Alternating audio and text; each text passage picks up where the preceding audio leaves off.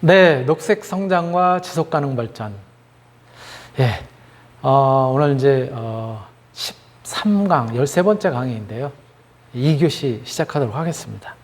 예, 우리가 오늘 1교시에는 사실은 오늘 전체적으로 오늘 다루게 되는 내용이 원자력 에너지와 환경이라고 하는 그런 이제 주제로 같이 살펴보고 있는데요. 우선 원자력 에너지, 즉 방사성 동위 원소를 갖다 이제 활용을 해서, 그쵸? 예, 방사성 원소를 갖다 이제 활용을 해서, 그래서 그걸로 전기 에너지를 만들어내는데, 전기 에너지라는 것이 과연 어떻게 만들어지는지 여러 가지 앞에서 이제 우리가 이제 살펴봤어요. 중학교, 고등학교 과정을 통해서 배웠었던 그런 이제 원리들 잠깐 살펴봤고요.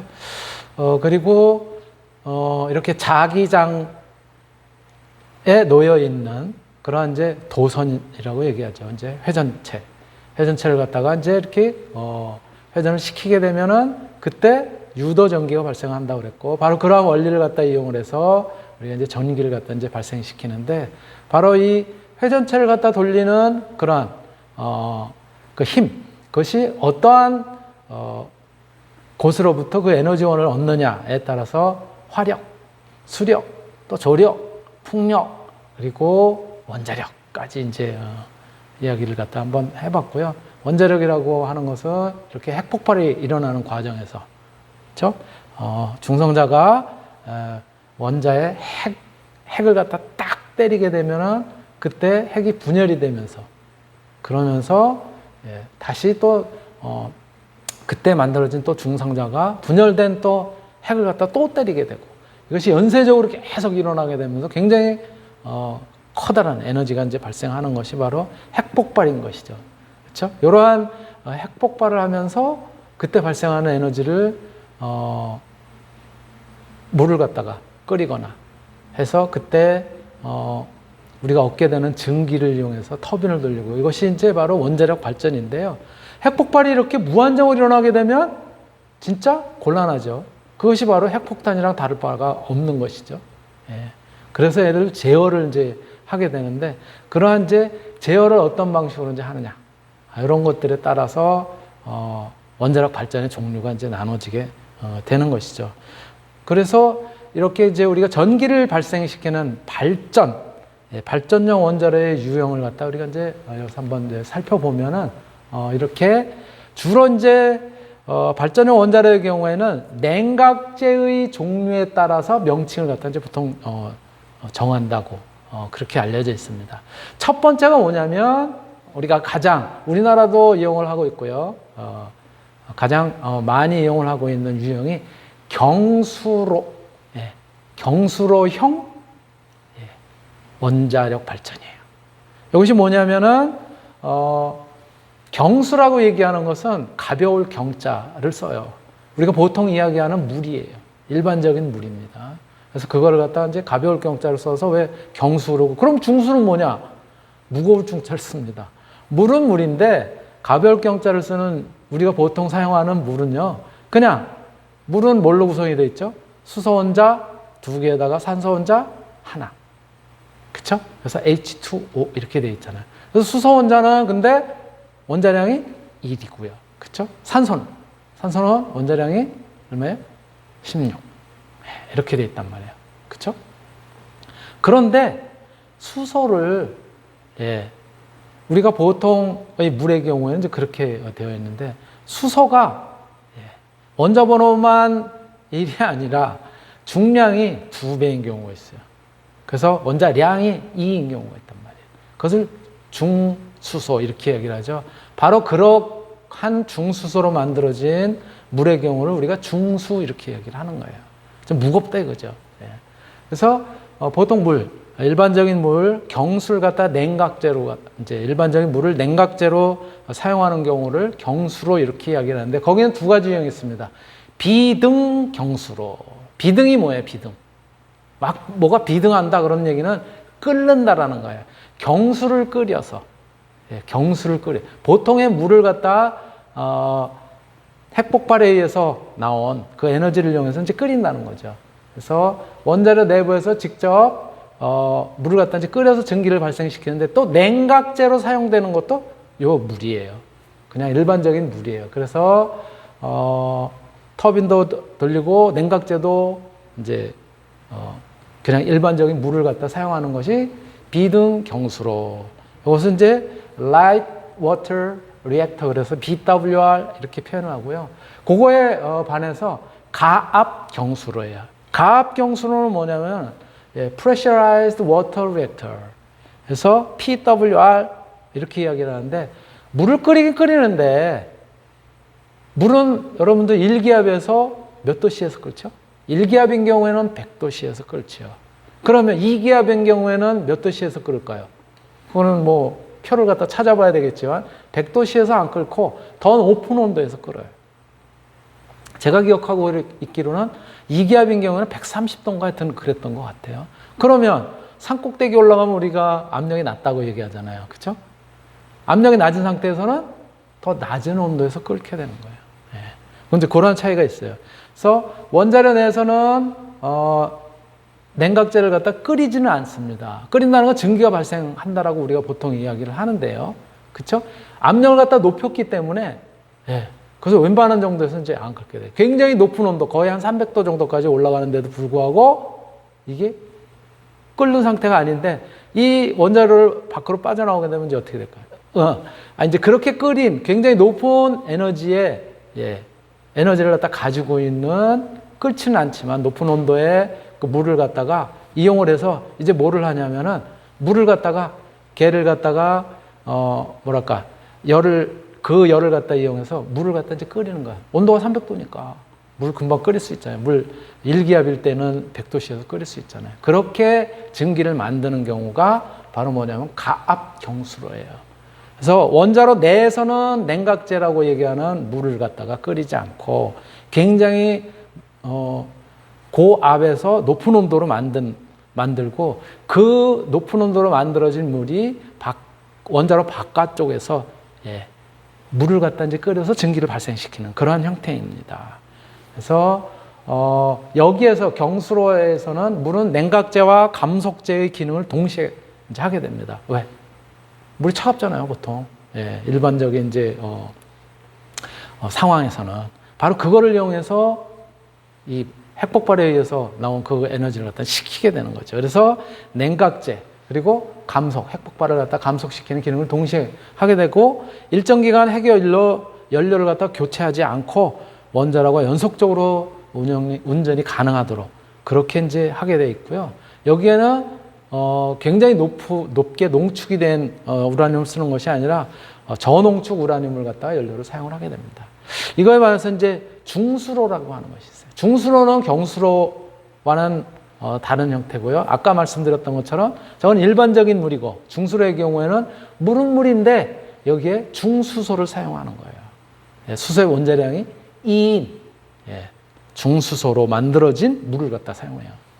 그래서 그 중수를 갖다가 냉각제, 그렇게 만들어진 중수를 냉각제와 감속제로 사용하는 거예요.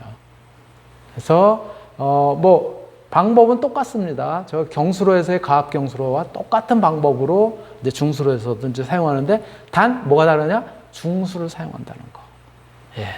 질량이 훨씬 크다는 거죠. 세 번째는 기체로 냉각을 하게 됩니다. 냉각을 이산화탄소나 또는 헬륨 같은 기체를 이용을 해서 핵폭발을 갖다가 때 나오는 에너지를 갖다가 이제 제어를 하는 거죠.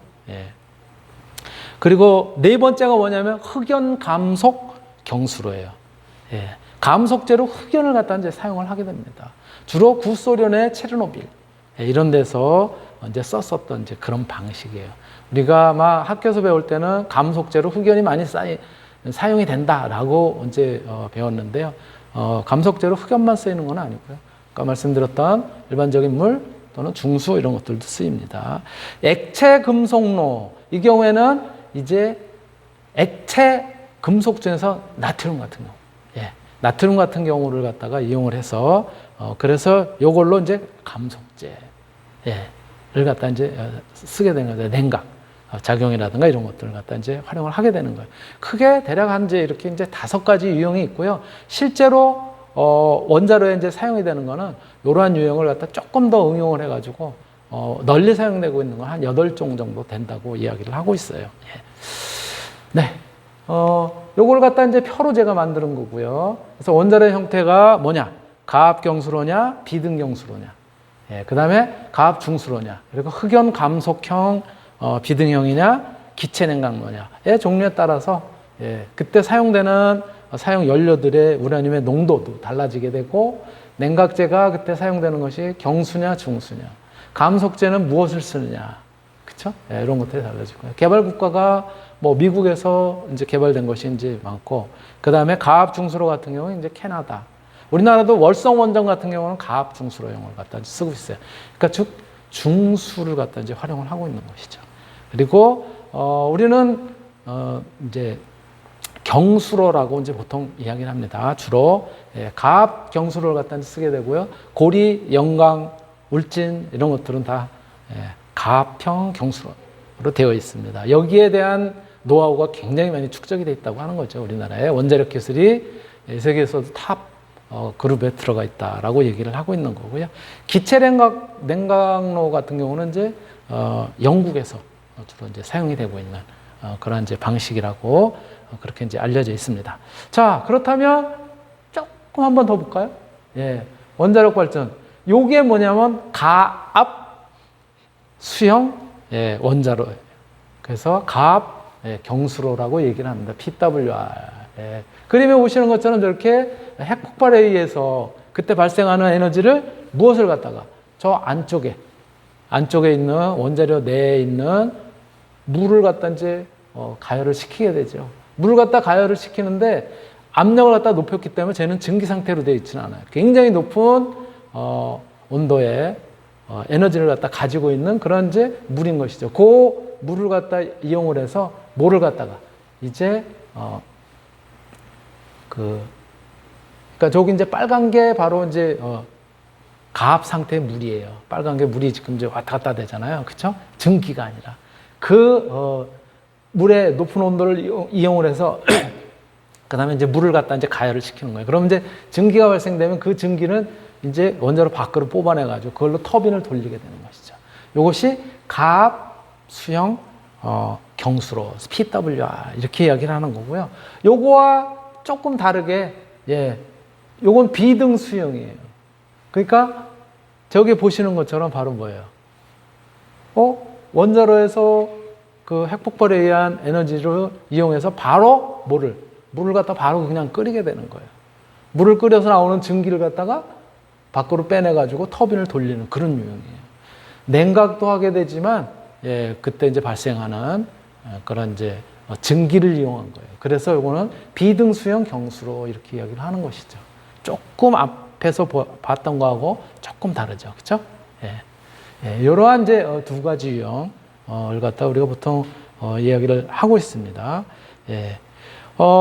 그런데 조금 전에 우리가 보셨던 것처럼 대개 이제 크게는 이러한 유형이에요. 그리고 최근에 이제 원자력 발전하는 거는 다 경수로형이 대부분입니다. 물론 우리나라도 이제 중수로도 있지만 가압 중수로형도 있긴 하지만 이렇게 일반적인 이제 물을 갖다 이제 사용을 하게 됩니다. 그런데 그 안의 구조가 원자로 안의 구조가 조금씩 또 다 다르게 되어 있어요. 그리고 감속제로 흑연을 쓰느냐 또 뭐 이런 것들이 이제 좀 다른 그런 형태로 이제 되어 있는 것이고요. 그런데 일본의 경우에는 바로 이러한 시스템을 갖다가 뭐가 쓰나미라고 하는 해일이 해저 지진이 발생하면서 그때 발생한 해일이 여기를 갖다 이제 덮치게 되면서 이런 것들이 제대로 구실을 못하게 되는 것이죠. 저렇게 제어를 해줘야 되는데 제어를 제대로 못하게 되고 그러한 과정에서 핵폭발이 일어났고 그 핵폭발 일어나는 과정에서 방사능으로 오염이 된 것이죠. 그 냉각수라든가 여기에 이제 활용이 됐었던 이런 것들이 이제 오염이 되고 그랬는데 이게 지속적으로 한번 오염된 것들이 옆으로 전파되고 그래가지고 올해가 2021년 아니에요. 2011년에 터졌어요. 거의 10년 이제 지났는데 작년까지도 뭐냐면은 예, 이 방사성 물질들에 의해서 계속 오염이 진행이 되고 있다는 거예요. 주변에. 그 영상 같이 한번 보실까요? 2011년 일본 후쿠시마 원전 폭발 사고가 발생한 지 오늘로 9년이 됐습니다. 여전한 방사능 논란 속에 도쿄올림픽을 앞두고 안전성에 대한 우려가 잇따르는데요. 일본 정부의 재염 작업 이후에도 방사성 물질의 재오염이 진행되고 있다는 지적이 제기되고 있습니다. 조수연 기자입니다. 네, 올림픽이 열리기 직전에 그런 이제 방송입니다. 일본 정부가 후쿠시마 방사능 재염 작업에 실패했다. 국제환경단체 그린피스의 방사선 방호 전문가들이 3주에 걸친 현장 조사 끝에 내린 결론입니다. 조사팀은 먼저 고준위 방사성 세슘이 산림 인근 주택가로 퍼져난 것을 확인했습니다. 지난해 10월 강풍과 폭우를 동반한 태풍 하기비스의 여파로 이같이 확산했다는 분석입니다. 도쿄올림픽 성화가 출발하는 제2빌리지에서는 지난해 재염 작업에도 불구하고 방사선 고설량 지점 핫스팟이 또다시 발견됐습니다. 원전 주변 성화 공송로에 대해 집중적인 재염 작업을 벌였다는 일본 정부의 말을 무색하게 합니다. Unfortunately, the Japanese government has decided to use the Olympics to deliberately communicate that there's no risk in Fukushima. The reality is very different. 후쿠시마 시내 중심부에서도 핫스팟 45곳이 발견됐습니다. 모두 국제원자력기구 IAEA의 위험물질 기준을 초과했습니다. 특히 가장 높은 핫스팟은 2011년 원전 사고 이전에 137배에 달하는 것으로 나타났습니다. 이와 함께 피난 지시가 해제된 나미에 마을에서는 강 제방과 도로 5천여 곳이 일본 정부가 제시한 재염 목표치를 웃돌았습니다. 전문가들은 일본 정부가 이런 과학적인 증거를 간과해서는 안 된다며 올림픽을 앞두고 투명한 실태 공개와 대책을 촉구했습니다. YTN 조수연입니다. 네, 결국 이 올림픽이 동계올림픽이 결국은 작년에는 코로나로 인해서 열리지 못했다가 올해 이제 어쨌든 무관중으로 이제 열리긴 했는데 바로 올림픽이 열리기 직전에 어떤 그동안 후쿠시마 원전 사고에 의한 방사능 오염이 어떻게 진행이 됐는지를 체크했었던 그런 내용이고요. 결국은 올해로 연기가 돼가지고 올해 열렸었잖아요. 그죠? 예. 그러한 부분을 우리가 이제 확인할 수 있고요. 또 이때 오염이 된 냉각수들, 방사능으로 오염이 된 이런 것들을 모아놨는데 이거를 바다로 지금 이제 방류를 그대로 하겠다는 거 아니에요. 그렇게 방향을 잡았다는 거 아니에요. 이거 사실 이 바다라는 거는 전 세계 바다가 다 이어져 있고 가까운 바다부터 먼저 영향을 받을 수 있기 때문에 그러한 것들에 대한 우려가 굉장히 큰 것이죠. 바로 그 내용도 같이 한번 또 보시겠습니다. 지금 세계는입니다. 후쿠시마 원전의 오염수를 바다에 버리겠다는 일본 정부 방침에 대해 지역 주민들이 직접 반발하고 나섰습니다. 어제 도쿄에서 열린 공청회에서 후쿠시마는 물론 한국 등 주변국에 고통을 주는 일이란 지적이 쏟아졌습니다. 도쿄 황현택 특파원입니다. 도쿄로 상경한 후쿠시마 주민들이 일본 정부 관계자들과 얼굴을 맞댔습니다. 지난해 말 일본 정부가 오염수를 바다 또는 공기 중에 배출하겠다는 안을 잠정 결정한 뒤 첫 대면입니다. 将来育っていく子どもたちの未来にものすごく私たちはお茶を残すのではないかなと思います。 이들은 일본 정부가 해양 방류를 밀어붙이기 위해 주민 목소리에 귀를 막았다고 반발했고 특히 지금처럼 오염수를 원전 안에 장기 보관하면 왜 안 된다는 건지 따져 물었습니다.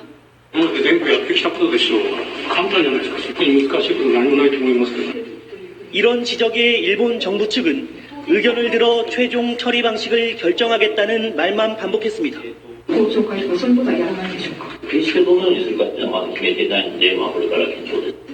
경제, 산업성 등 정부 관계자들은 얼굴 공개가 곤란하다며 주민들을 등지고 앉는 총국도 빚었습니다. 全然納得できません。だって様々な解決策の提案があるにもかかわらず、それを十分検討してないわけですから。 이와는 별도로 후쿠시마 시민단체 20여 곳은 경제산업성을 찾아가 오염수 해양 방류 시도를 즉각 중단하라는 요청서를 전달했습니다. 도쿄에서 KBS 뉴스 황현택입니다. 이렇게 원전 사고가 한번 터지면 이게 굉장히 심각한 거예요. 그로 인한 방사능 노출. 아직 소련의 체르노빌 같은 경우는 아직도 지금 거기 접근을 갖다가 할 수 없도록 그렇게 되어 있죠. 네. 자, 그렇다면 우리나라의 원자력 발전, 네, 어느 정도일까요? 여러분도 혹시 아세요? 네, 제가 그래서 한번 찾아봤어요. 자료를 찾아봤어요. 그때 우리나라 원자력 발전, 네, 이렇습니다. 국내 원자력 발전소 현황이에요. 전체 24기가 지금 현재 운영이 되고 있어요. 24기가 운영이 되고 있고요.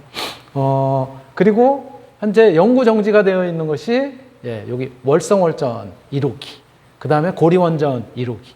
요것이 제일 오래된 원자력 발전이에요. 지금 완전히 이제 정지가 됐습니다. 요거는 올해 7월, 올해 7월 9일 현재 상황이고요. 그리고 한울, 울진에 있는 한울, 또 그 다음에 이제 경주에 있는 월성 신월성, 부산에 있는 고리 신고리, 그리고 영광에 있는 한빛 등의 그런 이제 원자력 발전소 24기가 지금 가동 중에 있는 것이고요. 건설 중에 있는 것이 4기예요. 여기 보시면은 지금 진한 고동색으로 지금 이제 표현이 되어 있는 거. 영덕에 2기 건설 중에 있고요. 그 다음에 울진의 신한울에 3호기, 4호기 이런 것들이 이제 건설 보류에 있고, 그 다음에 이제 1기, 2기는 건설 중에 있습니다. 그리고 이제 건설 취소가 된 것이 대진에 있는 거, 아직 부지가 미정인 그런 것들이 있고요. 이러한 부분들, 또 부산에 5호기, 6호기가 건설 중이고, 건설이 이제 보류가 된 게 있죠. 보류가 된 것이 아까 얘기했었던 울진의 3호기, 4호는 보류가 되어 있는 그런 이제 상태입니다. 네. 이러한 이제 형태로 지금 진행이 되고 있어요. 굉장히 원자력 발전이 많이, 그쵸? 총 24기가 지금 가동이 되고 있다는 거예요. 그래서 그러한 위험성은 24기가 가동을 하고 있으니까 위험성이 늘 존재한다. 또 다른 문제는 뭐냐면 원자력 발전을 통해서 나온 이제 폐기물들, 그걸 뭐라고 얘기하죠? 우리가 방사성 폐기물, 그렇죠? 이렇게 이야기를 하고, 거기에 방사성 원소가 굉장히 농도가 높으냐 낮으냐를 갖다 우리가 이제 보통 얘기를 하고요. 굉장히 농도가 낮은 형태를 저준위, 그 다음에 농도가 높은 방사성 원소들의 농도가 높은 것이 고준위, 이렇게 이제 이야기를 하죠. 우리나라는 아까 말씀드렸던 것처럼 원래 연료 자체도 우라늄 농도가 적은 것들을 갖다 쓰기 때문에 저준위이긴 하지만은 또 개중에는 이제 고준위 것들이 또 있어요. 그래서 굉장히 얘네들을 갖다 방사성 폐기물들을 갖다가 처리하는 게 굉장히 문제예요, 사실은. 자, 그러면 이렇게 원자력 발전을 하는 것이 옳으냐, 그르냐, 찬성이다, 반대다. 굉장히 팽팽하게 맞서 있습니다. 원자력 발전에 대한 어떤 기술적인 축적, 안전의 문제, 이런 부분에서 충분히 담보할 만하다라고 하는 것이 찬정하는 측면이고요. 반대하는 측면은 그래도 봐라. 일본은 뭐 걔네들은 안전 대책이 없었느냐. 그러나 우리들의 어떤 상상을 넘는, 우리들이 예상을 넘는 그러한 형태는 언제든지 일어날 수도 있다라고 하는 측면에서 여러 가지 이제 반대 의견도 있습니다. 자, 그 영상 같이 한번 이제 보실까요? 신고리 5호기와 6호기의 운명을 좌우할 한국수력원자력 이사회가 무산됐습니다. 주민들과 노조의 반발로 회의가 열리지 못한 겁니다. 폭염보다 더 뜨겁게 달아오르고 있는 탈원전 정책 논란, 어떤 사안들이 대립되고 있는 건지 주요 찬반 쟁점을 자세히 살펴보겠습니다. 우선은 신규 건설은 일체 중단하겠습니다. 그리고 원전의 설계 수명이 만료되는 대로 하나씩 줄여서 탈원전 정책은 문재인 대통령이 대선 후보 때부터 강조한 신에너지 정책 공약입니다.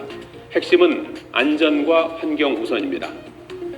문재인 정부는 먼저 탈원전 정책의 시작으로 지난달 19일 우리나라 최초의 상업 원자력 발전인 고리원전 1호기를 영구 정지했습니다. 비용을 나누어 부담을 하더라도 원자력 강국으로서의 그 긍지와 축적된 기술을 이제 앞으로 올 세상 친환경 에너지, 신재생 에너지와 그 분야에서 우리가 선진국으로 갈 수 있는 쪽으로 투자를 옮겨가는 것이 더 빠른 길 아니냐. 환경단체들은 원전의 위험성을 이유로 정부의 탈원전 정책을 환영하는 입장입니다. 하지만 원자력 업계의 입장은 다르죠. 원자력 산업이 끌어온 경제 발전과 에너지 복지를 포함한 성과가 저평가되고 있고 정부가 원전에 대한 편견과 불안감을 키우고 있다고 말합니다. 양측의 주장 들어보시겠습니다.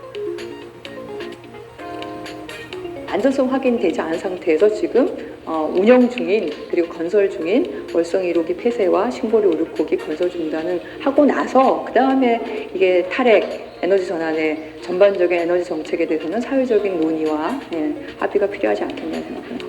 좀 편향된 의견과 시각을 갖고 있는 분들이 이 국가 뭐 10년, 20년, 30년 대계를 좌우할 수 있는 그의 중요한 에너지 정책을 그냥 부족한 정보로 잘못된 인식으로 그걸 갖고 결정을 하려고 그러니까 그러지 말고 대통령님 이제 많이 말씀하셨는데 소통을 하고 공론화를 하죠. 신고리 5, 6호기 건설 현장에 있는 서생면 주민들의 반발 또한 거셉니다. 건설이 중단될 경우 주민들은 일자리가 줄어들고 지역 경제에도 악영향을 받게 된다고 주장합니다. 공론화가 진행된다면 우리 지역의 많은 주민들과 함께 또 지역 어르신들과 함께 그 공론화 기간 중에 신고리 5, 6호기가 반드시 건설이 되어야 된다는 부분을 충분히 홍보를 할 수 있도록. 탈원전을 중심으로 제기된 여러 논란 중에서 국민 생활에 가장 밀접한 문제는 전기요금이 어떻게 될 것인가에 대한 겁니다. 신고리 5, 6호기를 비롯해 공정률이 낮거나 아직 건설 준비 중인 원전을 폐지할 경우 대체 전력이 필요해집니다. 정부는 대체 전력으로 액화천연가스와 신재생 에너지 등 친환경 에너지를 제시했습니다. 이에 대한 의견도 엇갈립니다. 전기로 하지 않아도 될 부분을 연료를 전환하고 그리고 낭비하고 있는 부분들을 줄이는 거 그게 가장 중요하고요. 이걸 위해서는 수요 관리를 열심히 해야 됩니다. 그러면서도 필요한 전력은 재생 가능 에너지로 공급해 나가야 되겠죠. 그런데 지금의 상황은 사실은 석탄도 안 하고 원자력도 하면 이거는 가스 발전밖에는 답이 없어요. 이건 사실상 신재생 에너지로 가는 로드맵 가운데 그 중간에서 이건 가스 발전으로 대체하겠다는 것이 저는 본질이라고 봅니다. 가스 발전 비싸죠. 가스 발전 온난화에 영향을 줍니다. 에너지 안보에도 영향이 있죠. 다 수입해야 되니까. 한수원은 신고리 5호기와 6호기의 공사 중단을 결정할 논의에 대해서 향후 구체적인 일정을 밝히겠다고 말했습니다. 공정률 28%를 보이고 있는 신고리 5호기와 6호기의 앞날, 여러분은 어떻게 해야 된다고 보십니까? 네, 어떻게 될까요? 탈원전을 갖다가 지속하는 것이 옳은가? 아니면 후손에게 물려줄 환경이라는 그런 측면에서 중재해야 되는 것이 옳은지, 여러분들도 한번 고민해 보시기 바라고요. 그런데 이렇게 탈원전을 하는 것이 좋다, 나쁘다.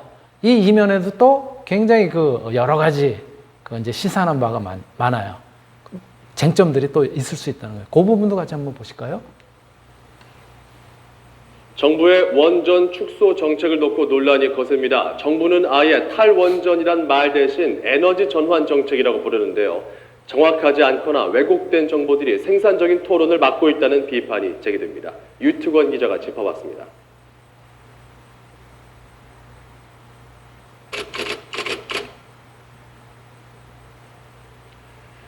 국민의 70%가 원자력 발전에 찬성했다. 또 67%가 원전의 유지나 확대에 찬성했다.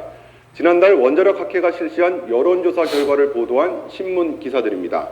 그런데 기사에선 포함되지 않았지만 조금 더 생각해봐야 할 대목들도 적지 않았습니다.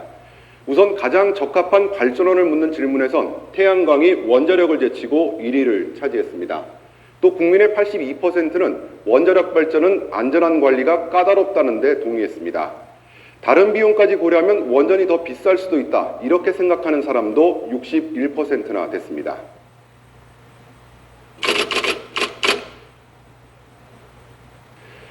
고준위 방사성 폐기물, 즉 사용 후 해결료를 어떻게 처리할지도 아직까지 풀지 못한 고민거리입니다. 특히 어디에다 묻을지를 놓고 역대 정권마다 결정을 미루면서 이른바 폭탄 돌리기를 계속하고 있습니다. 이런 고준위 폐기물의 처리 비용 일단 64조 원으로 잡혀 있습니다. 그런데 여기에는 매립 지역에 대한 지원 등 사회적 비용은 포함되어 있지 않습니다. 무엇보다 고준위 폐기물의 처리가 지금까지 한 번도 해보지 않은 일이어서 실제 비용은 더 늘어날 가능성이 크다. 이런 분석이 많습니다.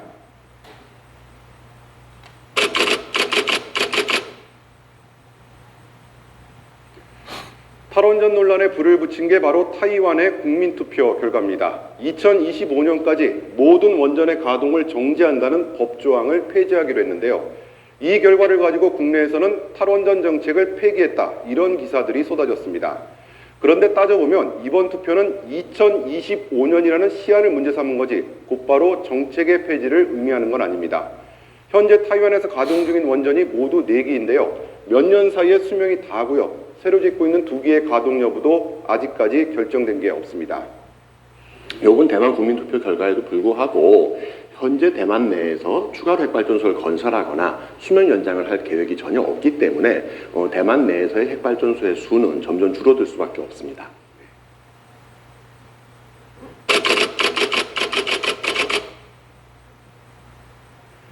최근엔 현 정부의 탈원전 정책 때문에 미세먼지가 증가했다. 이런 주장까지 나오고 있습니다. 같은 기사를 두고 이렇게 자극적으로 나중에 제목을 바꾸기도 했습니다. 실제로 지난 9월까지 추이를 보면 석탄 발전량이 늘고 또 원자력 발전량이 줄어든 건 사실입니다. 그런데 이건 과거 부실한 공사 때문에 원전의 정비 일수가 늘어난 데 따른 것입니다. 고리 3호기가 477일이 걸렸고요. 한빛 3호기 355일, 한빛 4호기 865일이 걸릴 것으로 예상되고 있습니다. 사실 올여름에도 비슷한 문제 제기가 있었습니다. 그래서 정부가 해명을 했는데요. 하지만 아직까지 근거가 부족한 주장들이 계속 나오고 있습니다. YTN 유통원입니다. 네, 이러한 이제 쟁점들이 숨어 있다는 거죠. 자, 그렇다면 원전을 지속해야 될까? 원전을 이제 그만둬야 될까? 근데 세계적인 추세는 원전의 수가 이제 점점 줄어들어가고 있다는 거예요. 그 영상도 같이 한번 보시겠습니다. 네, 들으신 것처럼 찬성 측은 원전이 안전하다고 하고 있는데 반대하는 측은 원전의 안전성을 지금 문제로 삼고 있습니다. 그리고 세계적인 추세와도 맞지 않는다는 입장입니다.